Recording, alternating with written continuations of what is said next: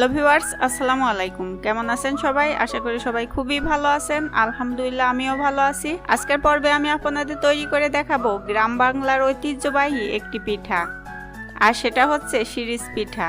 খুব সহজেই মাত্র 2টা উপকরণ দিয়ে যে এত সুন্দর মচমচে পিঠা তৈরি করা যায়, আপনি না দেখলে, না বানিয়ে খেলে বিশ্বাসই করতে পারবেন না যে পিঠাটি খেতে কতটা টেস্টি হয়। চলুন তাহলে কথা না বাড়িয়ে দেখে নিই পিঠাটি তৈরির পুরো প্রস্তুত প্রণালী।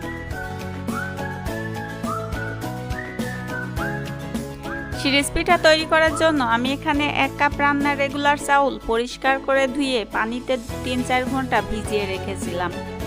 এবার চাউলটাকে পানি ঝরিয়ে শিল পাটায় বেটে নেব। চাউলটা আমি শিল পাটায় মিহি করে বেটে নিয়েছি, আর এমনভাবে বাটতে হবে যাতে দানা দানা ভাব না থাকে। দানা ভাব থাকলে পিঠাটি রোদে শুকানোর সময় ফেটে যাবে। এখন 1/2 চা চামচ লবণ দিয়ে মিশিয়ে নেব।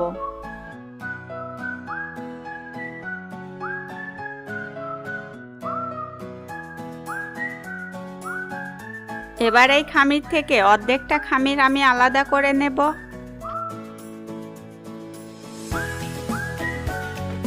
এখন এই ভাগ করে নেওয়া অর্ধেকটা খামিরের মধ্যে আমি 1/2 চা চামচ অরেঞ্জ ফুড কালার দিয়ে মিশিয়ে নিচ্ছি। এটা অপশনাল, চাইলে বাদও দেওয়া যাবে। এটা দেওয়া জাস্ট দেখতে ভালো লাগা কালারের জন্য। ফুড কালারটা ভালোভাবে মিশিয়ে আমি খামিরটা তৈরি করে নিলাম। এবার পিঠাটি বানাতে লাগবে একটা শিরিষ। আমি একটা শিরিষ নিয়ে গরম পানি দিয়ে ফুটিয়ে নিয়েছি। আর লাগবে একটা বয়ামের মুখ। এখন আমি বয়ামের মুখটাতে একটু তেল মাখিয়ে নিচ্ছি যাতে করে পিঠাগুলো ছাড়তে সুবিধা হয়। এবারে আমি শিরিষটা নিয়ে উপরটা ধরে খামিরের মধ্যে একটু চেপে চেপে নিচ্ছি। এতে করে দেখুন শিরিষটা ডোতে ভরে যাচ্ছে। এখন আমি শিরিষের মুখটা আটকিয়ে নিয়ে শিরিষটা ধরে চাপ দিয়ে এভাবে আস্তে আস্তে করে হাতটি ঘুরিয়ে দেখুন কিভাবে পিঠাটি তৈরি করি।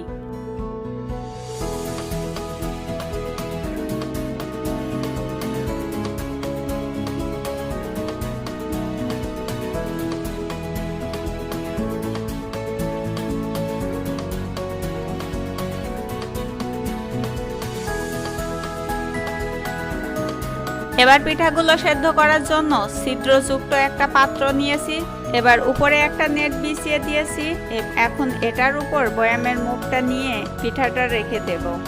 আমি আপনাদের সুবিধার্থে আরও 2-3টি পিঠা বানিয়ে দেখাচ্ছি। আমি শর্টকাটে এভাবেই পিঠাটি বানিয়ে থাকি, তবে আপনার হাতে সময় থাকলে বিভিন্ন ডিজাইন করেও বানাতে পারেন।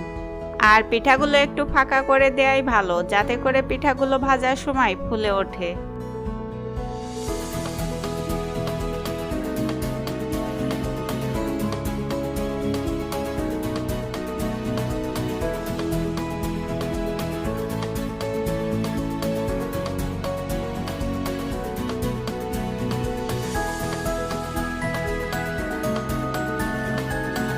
আমি কিছু পিঠা বানিয়ে নিলাম। এখন এগুলোকে সিদ্ধ করে নেব। এজন্য চুলায় একটি হাঁড়ি বসিয়ে পানি গরম করতে দিয়েছি। পানিটা গরম হয়ে গেছে। এখন আমি পিঠার পাত্রটি বসিয়ে 5 মিনিটের মতো ভাপিয়ে নেব।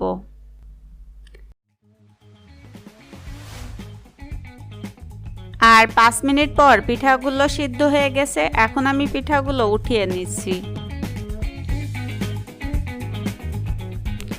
আর একইভাবে বাকি পিঠাগুলোও তৈরি করে সিদ্ধ করে নিয়েছি।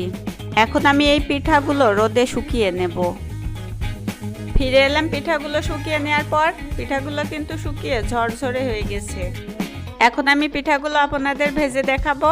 এখন আমি পিঠাগুলো ভাজার জন্য চুলায় তেল গরম করতে দিয়েছি। তেলটা কিন্তু ফুল স্পিডে গরম করে দিতে হবে, না হলে কিন্তু পিঠাগুলো ফুলবে না। তেলটা ফুল স্পিডে গরম হয়ে গেছে। এখন আমি এই গরম তেলেই কিছু পিঠা দিয়ে দিচ্ছি। আর দেখুন পিঠাটি ছাড়ার সাথে সাথেই বড় হয়ে কত সুন্দরভাবে ফুলে উঠছে। এখন আমি উল্টে পাল্টে পিঠাটি ভেজে তুলে নেব। এই পিঠাটি ভাজতে খুব একটা বেশি সময় লাগে না। খুব সহজ রেসিপি, খুব সহজেই মাত্র 2টা উপকরণ দিয়ে তৈরি করা যায়। আমার কাছে এই পিঠাটি তো খুবই ভালো লাগে। আর আপনাদের কাছে কেমন লাগে বাসায় তৈরি করে অবশ্যই কমেন্টে আমাকে জানাতে পারেন। সবগুলো পিঠা আমি ভেজে নিয়েছি। আর দেখুন পিঠাটা কতটা মচমচে হয়েছে যে হাত দিয়ে চাপ দিলেই ভেঙে গুঁড়ো হয়ে যাচ্ছে। তো বন্ধুরা, কেমন লাগলো শিরিষ পিঠার রেসিপিটি? ভালো লাগলে অবশ্যই লাইক কমেন্ট শেয়ার করবেন, আর বেশি ভালো লাগলে চ্যানেলটি সাবস্ক্রাইব করতে একদমই ভুলে যাবেন না। ভিডিওটি দেখার জন্য সবাইকে অসংখ্য অসংখ্য ধন্যবাদ। আমার নেক্সট ভিডিও দেখার আমন্ত্রণ জানিয়ে আজকের মতো এখানেই বিদায় নিচ্ছি। সবাই সুস্থ থাকবেন, ভালো থাকবেন এই শুভকামনায়। আল্লাহ হাফেজ।